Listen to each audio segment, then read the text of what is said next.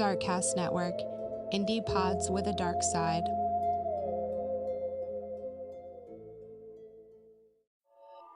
You are interested in the unknown, the mysterious, the unexplainable. That is why you are here.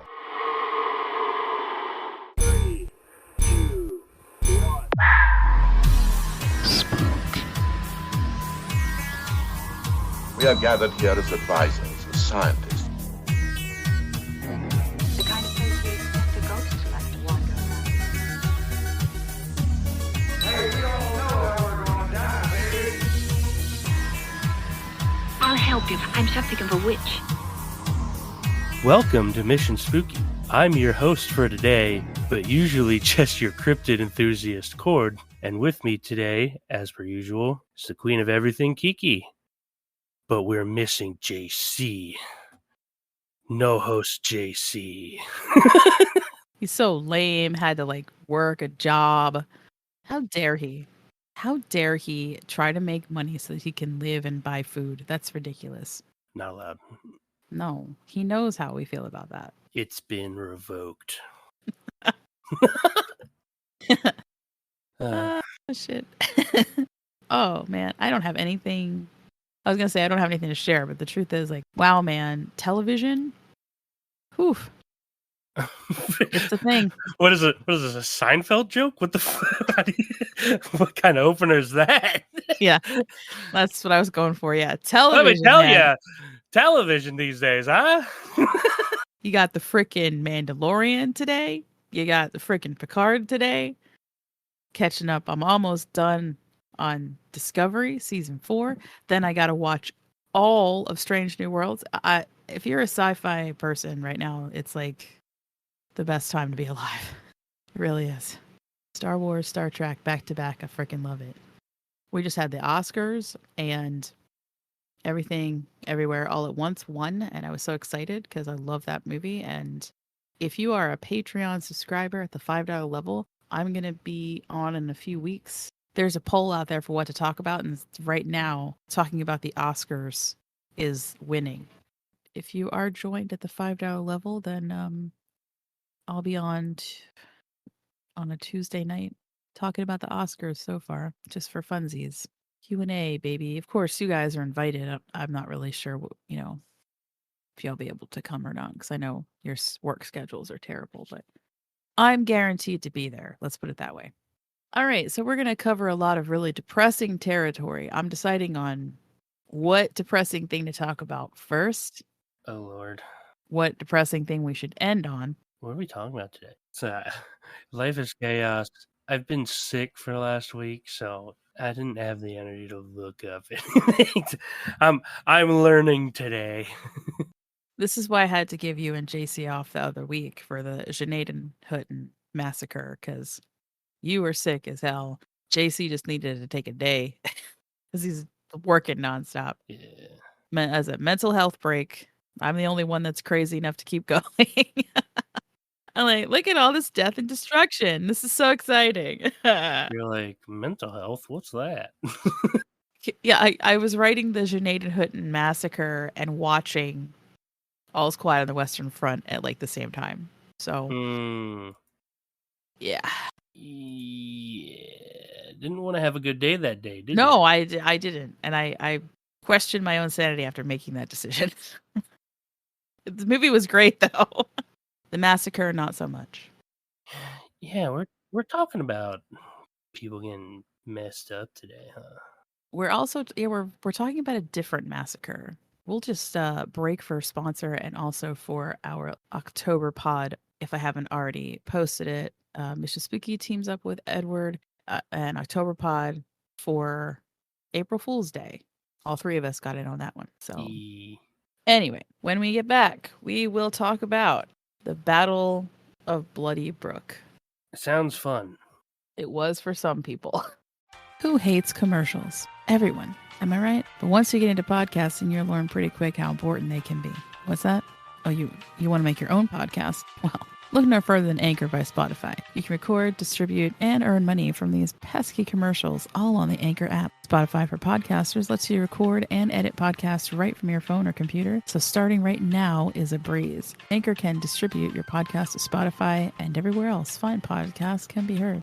Just the fine ones, so remember that. With video podcasts now available on Spotify, you can take your interviews to the next level or even have quality Q&A sessions with your listeners. With Spotify for Podcasters, you can earn money in a variety of ways, including ads and podcast subscriptions. And now you can ask your listeners questions and polls on each episode. And best of all, it's totally free. No catch. We've been using Anchor for years now and can safely say it is the best way to start a podcast in a very tight budget. So get to creating and bring that dream of an ASMR podcast just for robots to life. Download the Spotify for Podcasters app or go to spotify.com/podcasters to get started.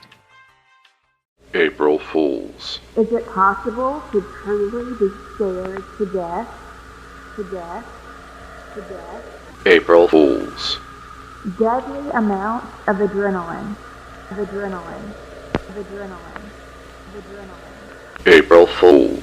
Jokes can kill. Can kill. Rogue transmissions. April Fools. Stories about fear, hoaxes, insanity, existential dread, and death. Featuring a selection of the finest indie podcasts, including October Pod, Brew Crime, Spine Chillers and Serial Killers, Mission Spooky, Freaky AF, and Reverie True Crime, coming to the podcast you're listening to right now on Thursday, March 30th, 2023.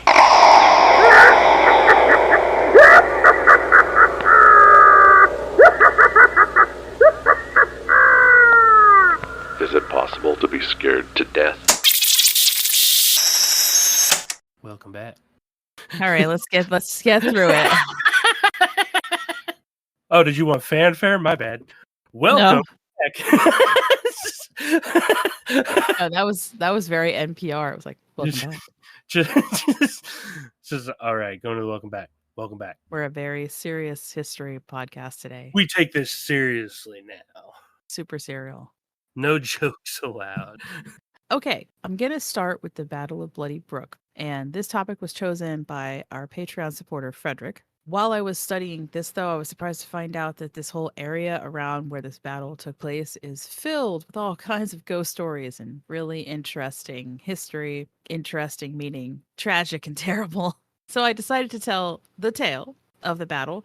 And I'm also going to talk a little bit about the whole town, which is Deerfield, Massachusetts. There's a lot of places to investigate here. It is also a super lovely little town. And like I said, tons of history. Frederick had also requested that I talk at some point about the walking purchase, which is a Pennsylvania. We'll call that a Pennsylvania betrayal. I'm actually going to do a side mission on 2 separate Pennsylvania betrayals of the native peoples who some people probably are familiar with walking purchase, but they probably aren't familiar with the second one. So that's going to kind of be a side mission. All right, Cord, you ready for it? I've never been more ready.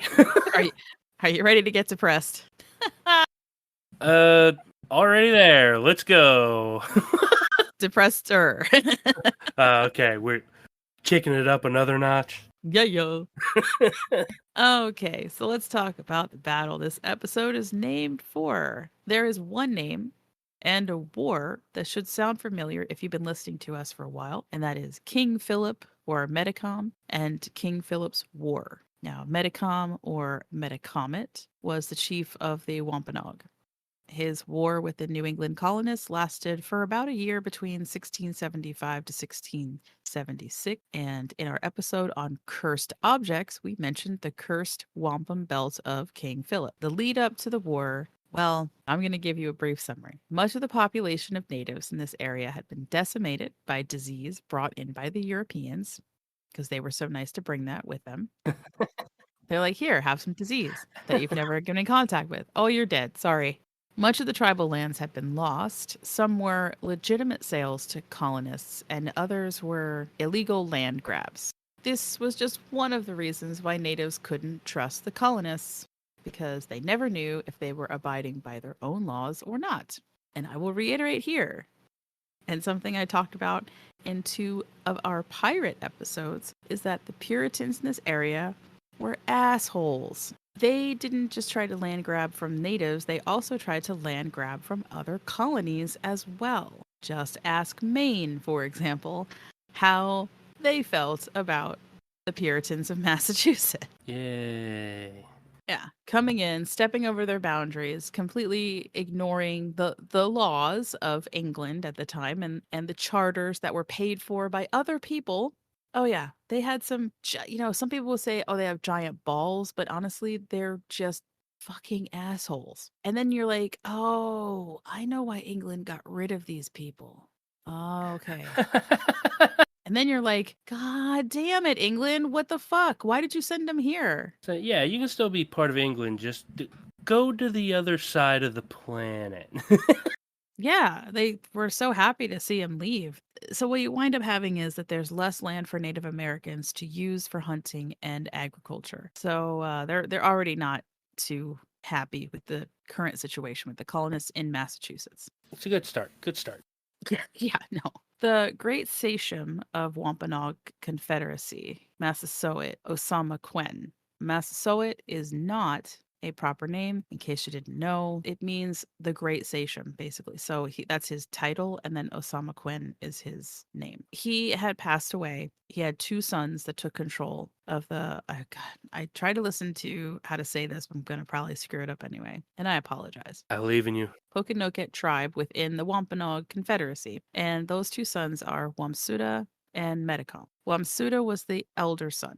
Just keep that in mind. Okay. The fur trade starts collapsing in this area, and Wamsuta comes up with this great idea where he is going to start selling off small pieces of land to the colonists. And in doing so, he becomes pretty powerful as a land broker. Of course, the white leaders just can't have that. Now, can they? Right? No. No. So the rumor begins that Wamasuta was conspiring with the Narragansetts to attack the English in general. Okay. So in 1662, Wamasuta was essentially kidnapped by the Plymouth court for, quote, questioning. Now, some historians will point to Governor Josiah Winslow as being an upstanding citizen and someone who would have upheld his father's traditions of peace with the natives. It's more likely that he ordered Wamsuta to be tortured. Either the torture or the combination of torture and poison is what led to Wamsuta's death. Either way, it just sounds so fun. Yeah. Yeah. And I'm going to give you guys some facts, like not speculation, but actual facts concerning Governor Winslow's actions in a bit. But you can imagine that at this point, Metacom is already not happy. His older brother is trying to play by the colonist rules, legally selling off small portions of their land, and they just couldn't have it. If you have more money than us, then you'll be above us, and that's not good because they're a bunch of racist assholes. Yeah. So Metacom, in the meantime, since his brother was well liked, is having a very difficult time taking over and keeping his own people under control because they want to fight the colonists like right away. Maybe he's giving Governor Winslow the benefit of the doubt, regardless of the very strange circumstances in which his brother died. Basically, he was told that he was come in to ask him some questions about his possible involvement with the Narragansett, and then he just got sick and died. I too would have some questions about that, right? Of course. Right. Yeah. Yes. So maybe he's giving him the benefit of the doubt, or maybe he does know that something is amiss. But either way, he's going to ask his people to stand down and try to use this time to mend the fences between the 2 colonists and the natives. But instead, Winslow takes this opportunity to make matters worse.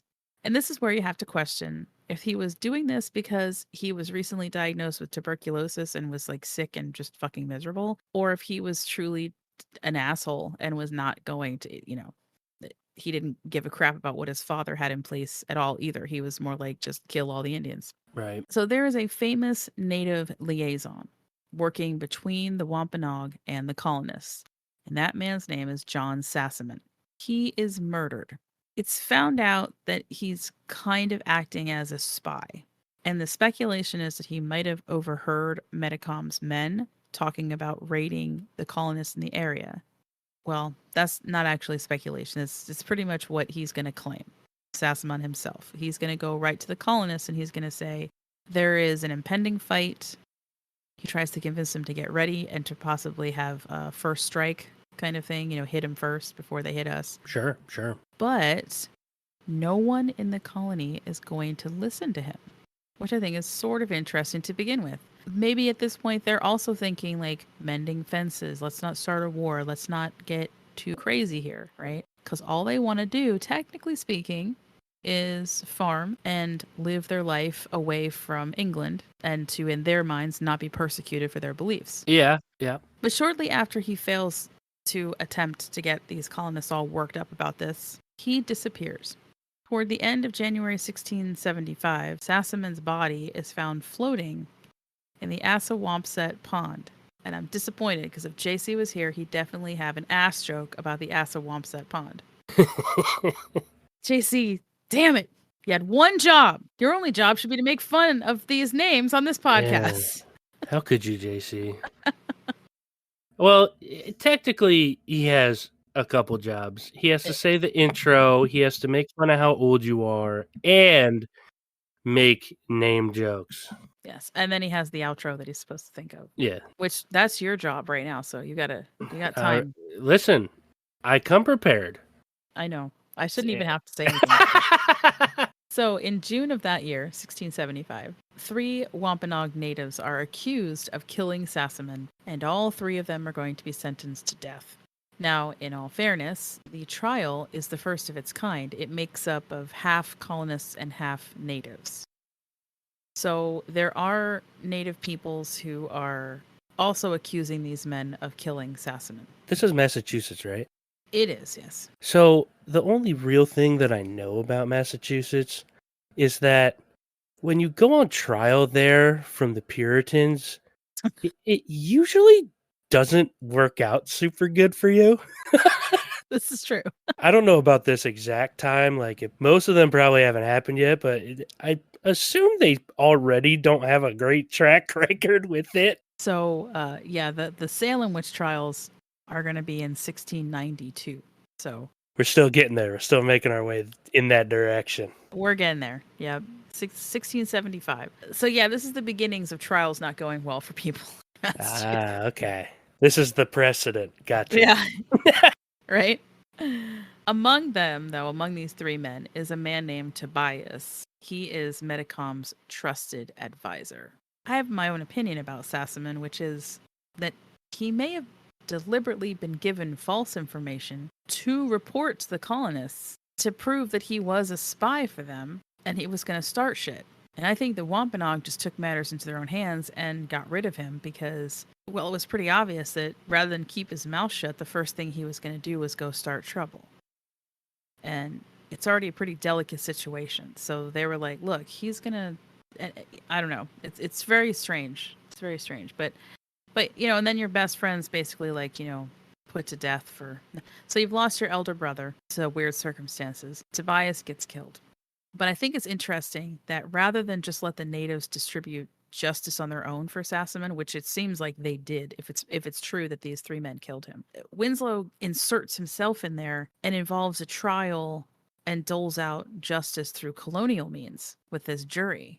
Through colonial means meaning... Through this trial. Like, that's not... Okay. Sassamon was accused of this, and then he was brought in and questioned, and then they decided that he was a spy and he needed to be killed. They do that. Right. And then all of a sudden the governor's like, oh, but he was my boy. He was my best boy. And so now someone has to pay for his death. I'm like, yeah, but if they doled out the justice, then why'd you get involved? Oh, you got involved because he was your spy, and you were mad about it. If somebody has to pay for it, it probably wasn't justice. Yeah, I know. That one's really complicated. I feel almost like if they just let it go. He was found in a situation in which they thought maybe he had slipped under the ice of the pond during the beginning of the month. Right. Cold, really cold, and then showed up later after the end of the month when the ice started to go away. They thought that he actually just fell in there, slipped in there and died. right? Made a mistake. Oh, he thought it was structurally sound, but it wasn't, and then he Right. drowned. But then the colonists claim that his head had been twisted in such a manner to kill him. And I'm like, we're being asked to believe things that colonists are saying, and they've already lied a lot. Like, a lot. Yeah. How do we know they didn't kill him to set this up? Yeah. Yeah, it's very complicated. I have my doubts about the whole murder. I just do. It's definitely murky water. But Haha. I'm loving it.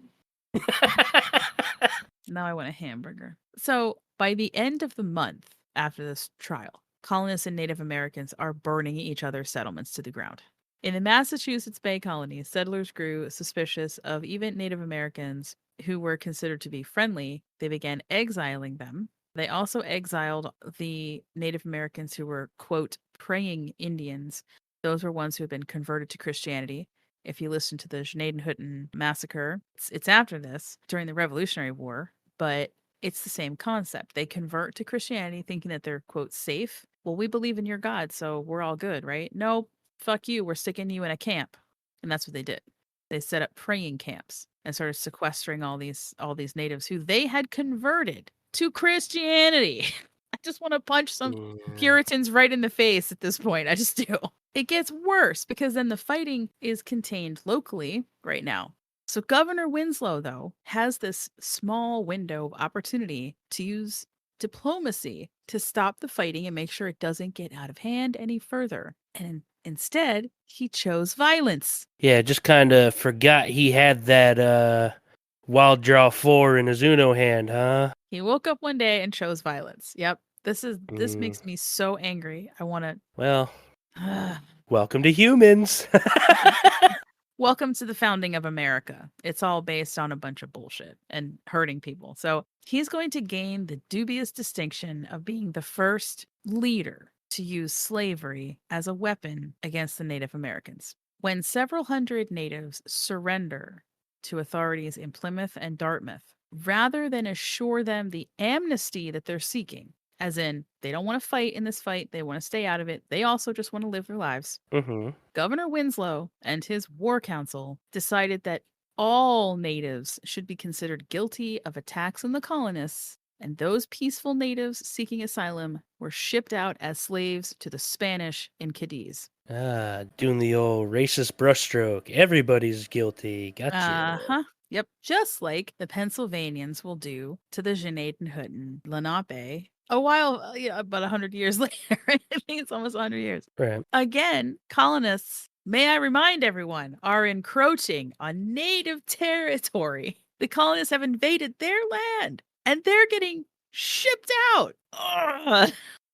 I just Yeah. And here, I'll give you a real world example that some of you, maybe you agree with this and maybe you don't, but here it is. And it's a real world example of what we're seeing currently. Russia is invading a sovereign nation and deporting Ukrainian citizens to Russia and putting them in camps and gulags. They're also reinstructing children. This is all the same playbook that America did. Generally speaking, Americans say are supposed to be more educated.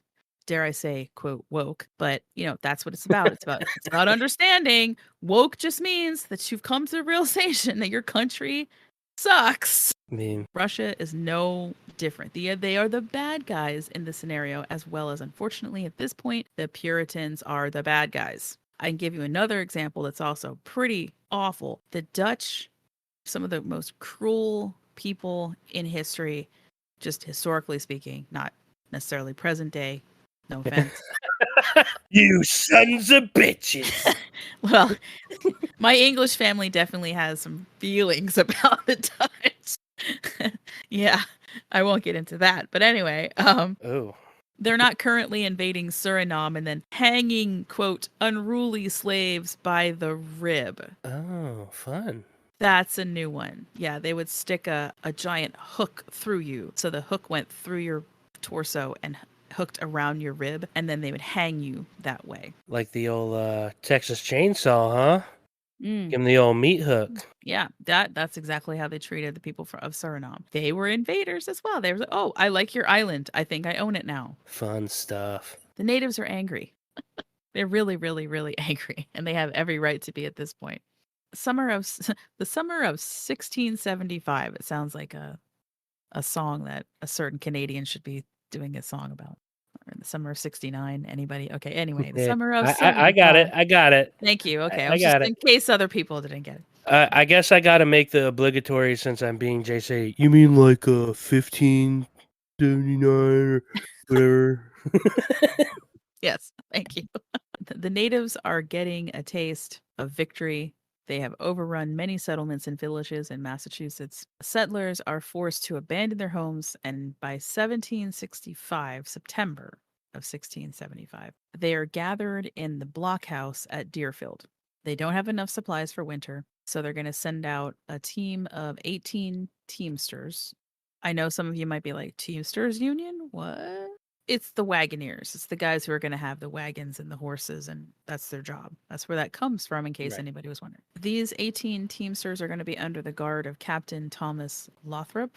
With them are going to be 70 new recruits for the military, and they're going to help gather and harvest grain so they can bring all this back and shelter in place for the winter. The harvest and supplies get loaded up without any trouble. I'm sure at this point, many of the men started to feel like they were going to make it back to the blockhouse safely. Right. They start heading back to Deerfield on September 18th of 1675.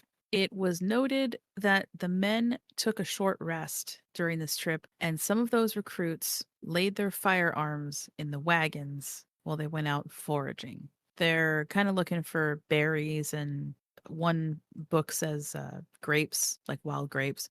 So they're just looking for some snacks to have while they're resting.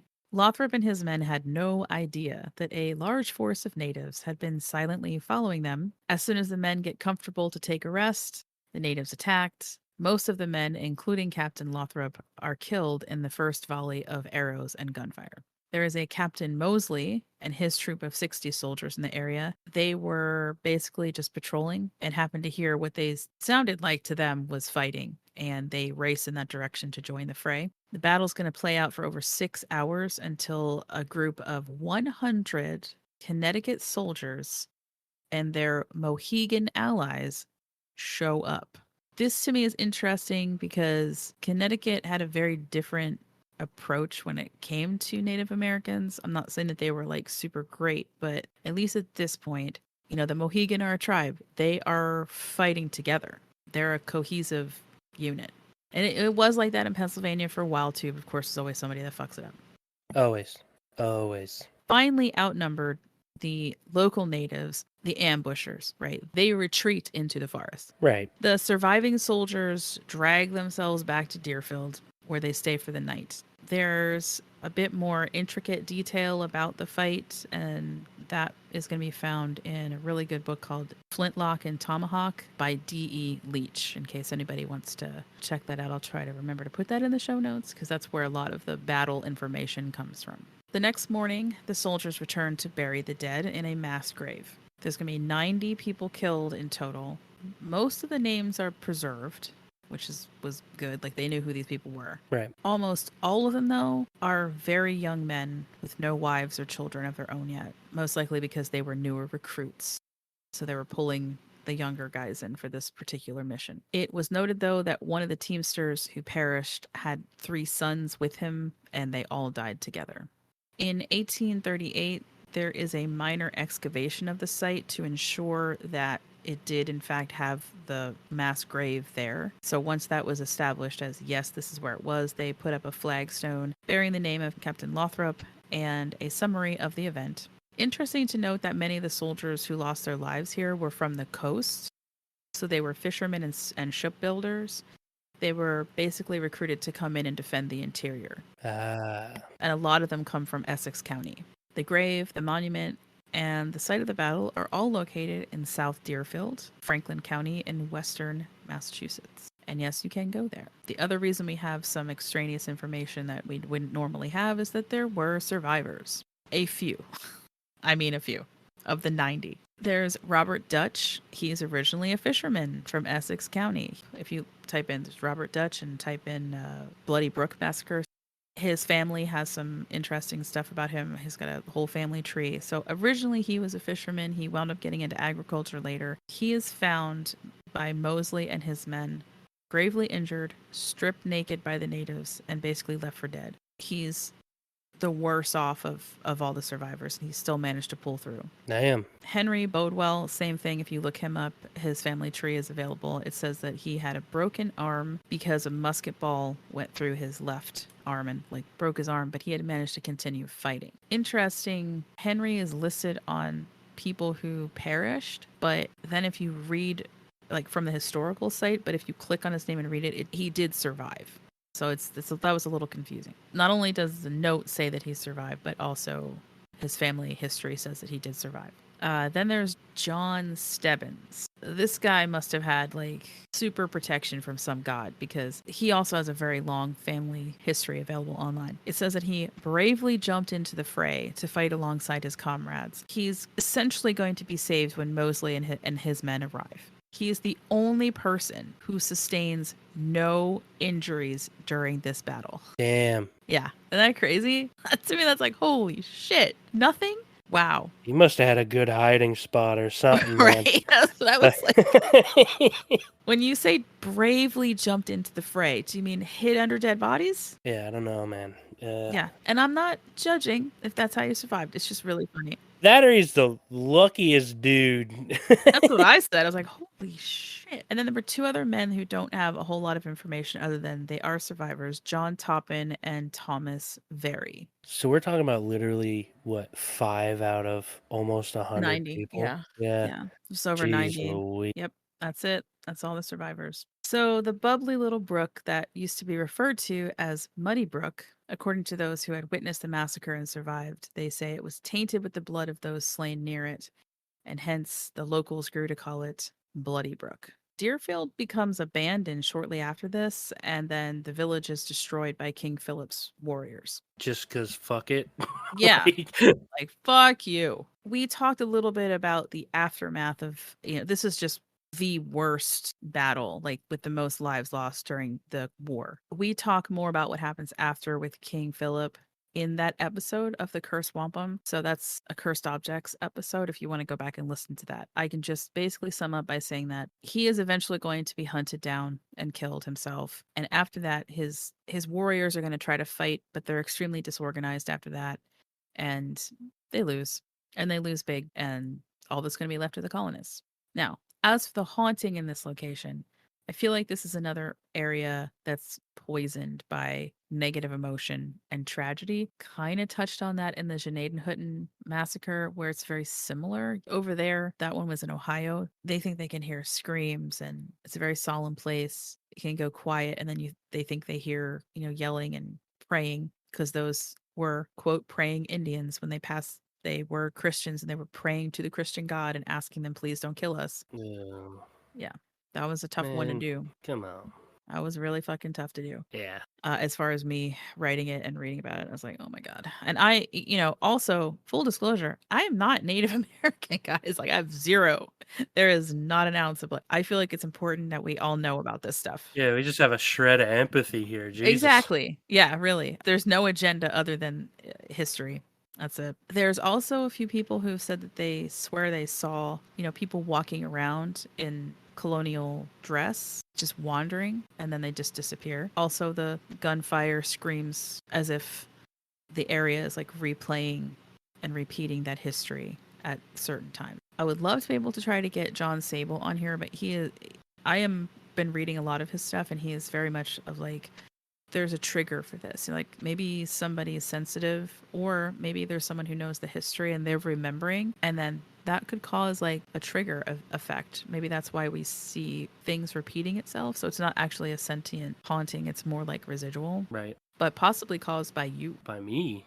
Well, not you personally, but Maybe by me. Yeah, maybe. Maybe now. Maybe that See, that's an interesting. Yeah, I'm gonna help it now. Right. Seriously, I kind of want to go to some of these places that we can get to now. This isn't too far. I mean, this is Mass. It's a nice little vacation. The town's beautiful. Here's the thing, though. Deerfield is like a massacre place. This is crazy. Long before Bloody Brook, there's something called the Raid on Deerfield or the Deerfield Massacre, and this occurs during Queen Anne's War. On February 29th, 1704, French and Indian raiders under the command of Jean-Baptiste Hertel de Rouville, and I don't speak French, so probably Rouville. Yeah, Rouville. Yeah. Hertel de Rouville. I don't know. Anyway, Jean-Baptiste, this asshole, they attack the English in Deerfield. They burn down parts of the town. They kill 47 colonists. The raiders leave with 112 colonists as captives, and they're going to force them to walk overland 300 miles to Montreal. Ooh. Obviously, some of those people died on the way there. Yeah. Because it's February. Yeah. I was in Montreal in January for an archaeology conference and was kind of like, why are we going to Canada in January? Yeah, why the hell would you do that? It did nothing but snow the whole time. I was like, I mean, that was expected. But yeah, they weren't thinking too straight. It made that date. I was like, I want to go, but come on, man. Like, I got to go I had to pay for my hotel, but entrance was free because I volunteered to help out. You were too cool for school. I was. Yeah, me and my friend got in for free. Another fellow historian.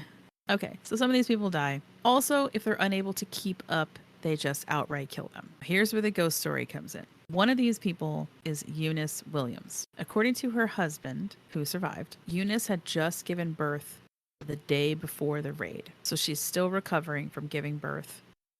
Her child that she just had is not going to survive the initial attack. So she's being forced to march. When she kind of realizes, and so does her husband at one point, that she is not going to make it, they're going to kill her because she's dead weight.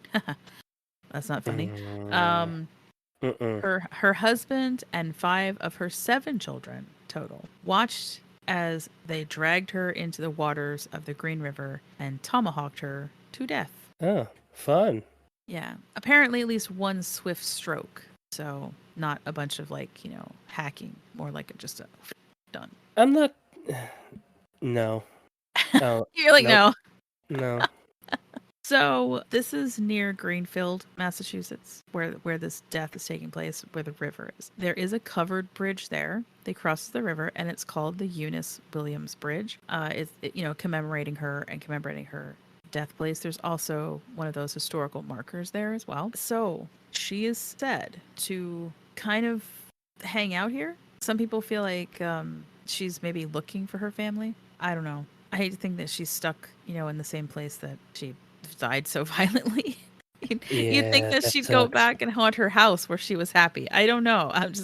I mean, I guess that's not where all the emotions are. I don't know. Yeah, I don't know. Yeah, that's why I'm like, God, I hate that it's always like this negative place, and then people see her and get, like she's stuck there. It's kind of sad. Now, it is interesting to note that one of her children, who was abducted, did not return. It instead was adopted into native culture, and it was the one that was named after her.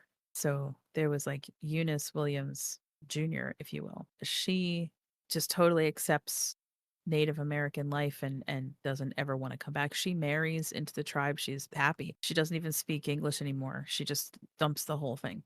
Rumor is like maybe she's hanging out there because she's, I don't know, thinking about the fate of her daughter.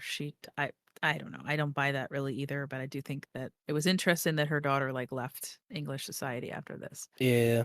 It's in the same area. This fisherman is said to have been fishing on the one side, and it's right next to where the covered bridge is, right? So he's just minding his own business. He's fishing, and then he sees a woman that looks like she's in a white outfit. Another one of these women in white. She's across the way. She's kind of across the other side and kind of diagonal down a little bit downriver from him. So of course this catches his eye. He's like, huh, that's weird. In the instant that he looks away from her and starts watching his fishing line again, he then feels a presence next to him and looks over, and that same woman is right next to him. That is a great story. And that would scare the ever-living shit out of me. Yeah, I think it would scare pretty much anybody. Even if that is just a tall tale, that is some actual scary shit. That's horror movie stuff. That's you don't want And most horror films, they pick up on something somewhere from, history. So if that happened to me, I'd be like, "Where's my fishing line? I don't give a shit. Yeah, Fuck that. I can make another poll. See ya. Yeah, goodbye." So that's an interesting area, kind of a neat haunt. Plus, it's a beautiful location. So I always say about these things, if you go and investigate, the Green River is beautiful. The covered bridge is there. I love covered bridges. I have 2 of them within like 5 minutes of my house, so I love them. You and your roofs. Yeah, me and my roofs. Also connected to the Williams family is the old Deerfield burying ground, where during this same raid, 2 of her children were murdered. I feel like they got rid of the younger children because they knew they weren't going to make it 300 miles. Uh, Yeah. And their housemaid. So they killed 2 kids and the housemaid who tried to escape. There was a hidden tunnel beneath the home and it ran out towards the Deerfield River, but they were caught and yeah. this all sounds like a really bad time. Yeah, February 29th even. Leap day. Didn't even have to happen. Right. I know, right? You're like, damn it. It's claimed that it's every leap year you can go to that area and you're going to hear the sounds of basically her crying, I guess, is the idea. She was definitely scalped and hacked to death with a tomahawk. So, not good. Yeah, it definitely doesn't sound good. It's all bad. Yeah, so let's see. What's the other ghost story from this area that's not totally horrible? The Deerfield Inn. You know what? I'm going to end on the Deerfield Inn because it's just a nice place. It's not too overly terrible. Yeah, we'll end on a high note. Not women getting hacked to death by tomahawk. So the Deerfield Inn is a historic site. It is a beautiful little hotel. This inn opened in July of 1884. We're past a certain point in history now, so this was just a straight up, like, the folks who owned it seem to have liked it so much that they hang out there. Presumably the spirits that are in this house are actually John and Cora Carlisle, and they owned this together. John passed away in 1932. After John passed away, Cora started having seances in the home in an attempt to connect with her husband. The one room that she consistently used is room 148. That is the one that says, most people will say that that's the center of spirit activity. Now, what do we always talk about with seances? Ouija boards. Don't do it. Don't do that, man. Just don't do it. Why are you doing that? People will say they hear voices coming from that room when they know it's empty. The doors won't stay closed. They kind of just open on their own. That's a one that I've heard many times in different hotels that are supposedly haunted. I love when it's like, I know I locked that damn door, especially with housekeeping. They're like, I cleaned it, I locked it, I walked away. I come back down the hallway, the damn door's open again. Yeah, I don't love that because that used to happen in my apartment when I had one. See? And you're For like, am I college. crazy? Yeah, no, I had to sage that apartment every couple weeks. There's a story that there was a fire in that room in 1979 and that there were guests in the room at the time of the fire and that something pushed them out of bed to get them up and out. That's interesting. Yes. Other people say that this actually sounds more connected to something like that, is that Eloise Southard was a housekeeper there and that it's very possible that she's maybe one of the spirits who still lingers a little bit. That's only interesting to me because that sounds like something a housekeeper would do. You know, like if you have the ability to save someone's life because there's a fire, I don't know. Maybe not today, but back in those days. Today, housekeepers are like, fuck you, I'm out of here. Oh, hell no. I gotta ask my cousin about that. She'd probably think that's funny. Maybe she's listening to this episode. She's supposed to listen, my damn cousin. I love her so much. She's actually head of housekeeping in a hotel that will remain nameless just because, anonymity. Yeah, she's head of housekeeping. So I think she'd probably think that was funny. I'd be like, so today, if there's a fire, are you rousing people? Are you just hoping that the siren goes off?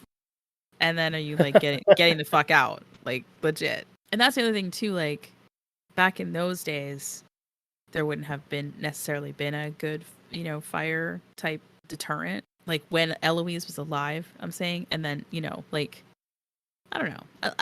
I like to think that's kind of charming. Like she's like, "Get out of bed! I'm going to save your life." Yeah, unless they had like a bell to ring or something, but I think Yeah. screaming would be probably the easiest way. And it also about the whole like door not staying closed, that maybe she's like going in there to clean.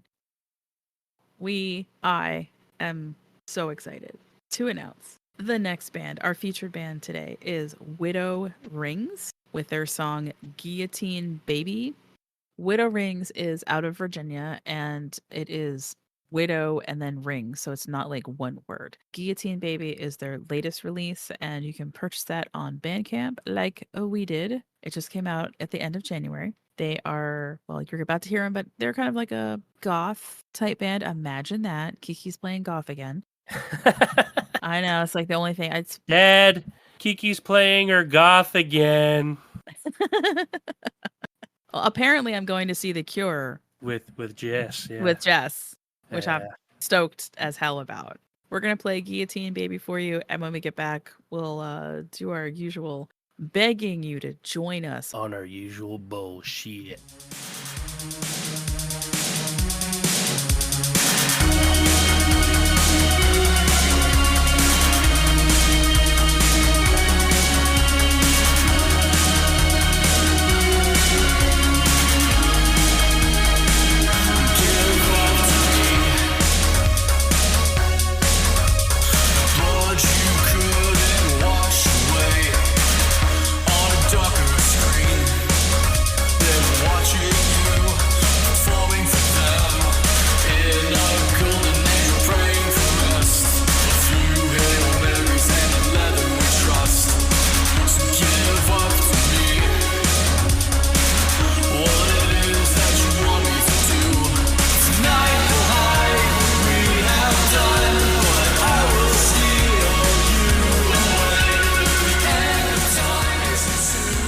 Welcome back.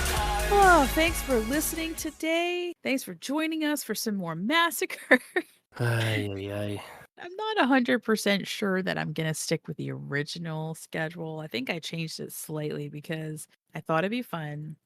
I don't know if the word fun actually applies. Maybe I thought it'd be interesting if I did a whole bunch of massacres one after another, right? Because they kind of like, oh, it's kind of flowing, you know, like we got the Sinead and Hutton, we'll have Bloody Brook. We got the next one coming up with a wonderful guest. Shout out to Kevin.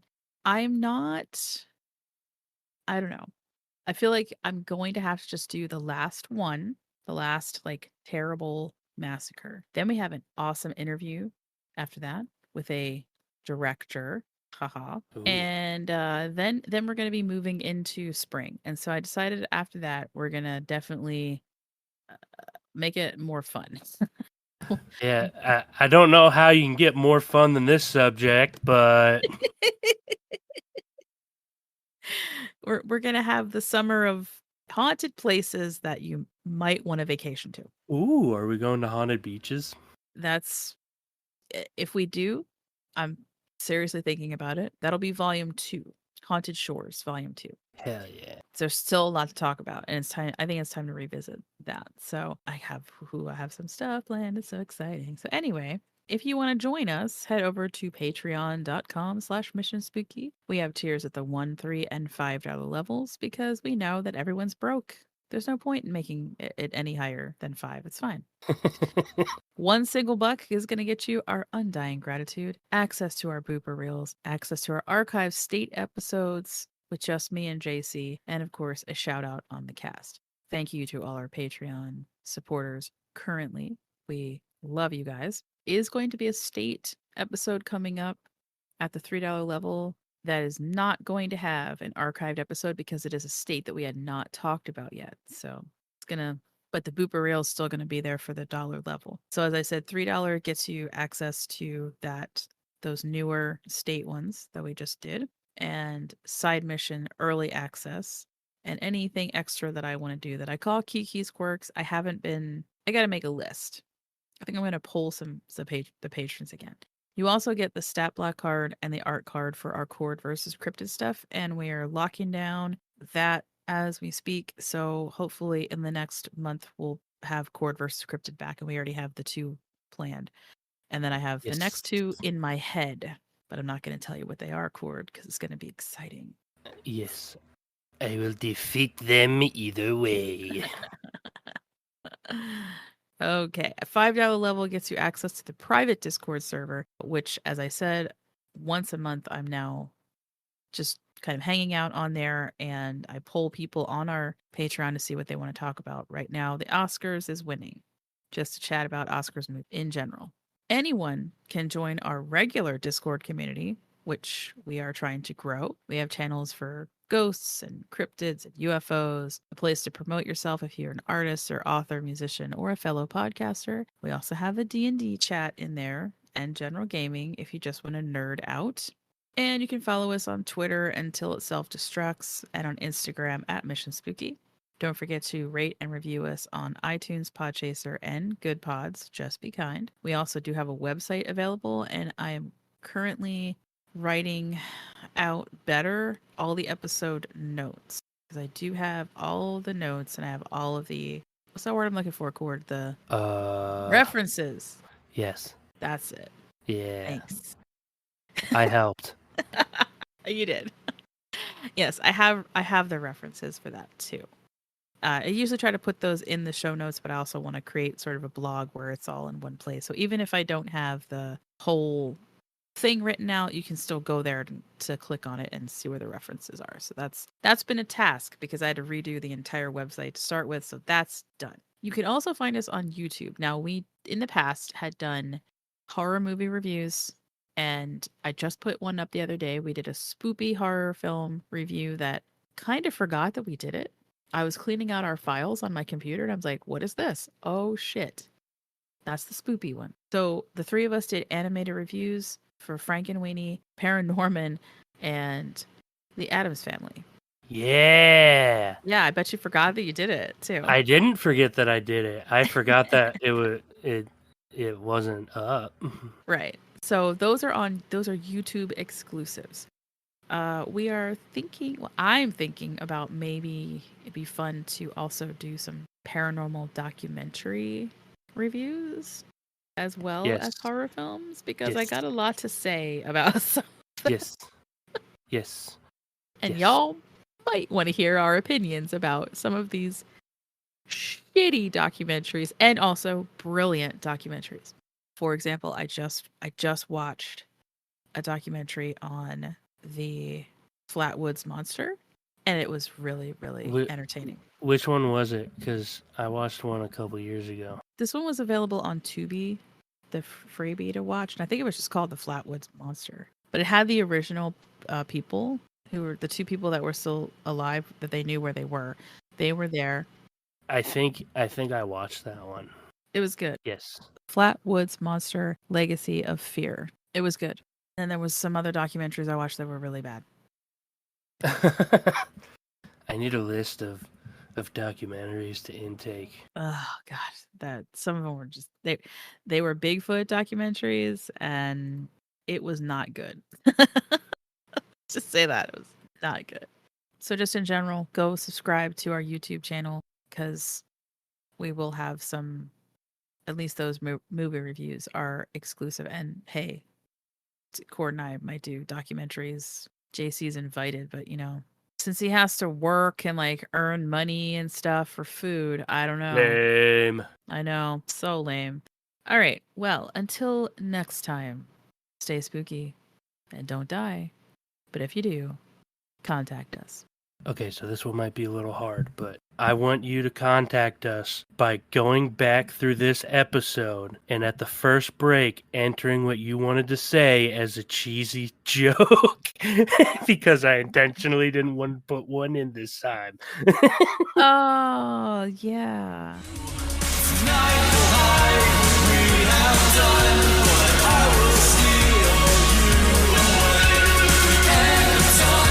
Soon